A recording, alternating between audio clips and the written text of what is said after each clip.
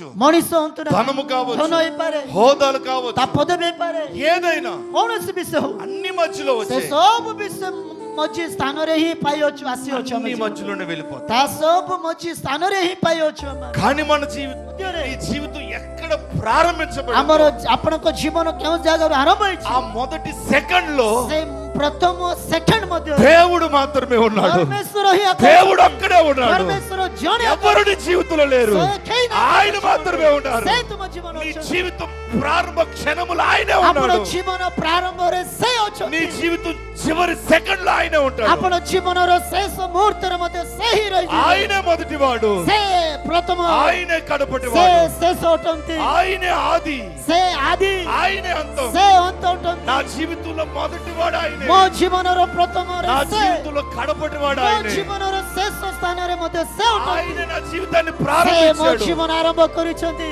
ఆయనే నా జీవితాన్ని ముగిస్తాడు. ସେ ମୋର ଜୀବନକୁ ସମାପ୍ତ କରିବେ।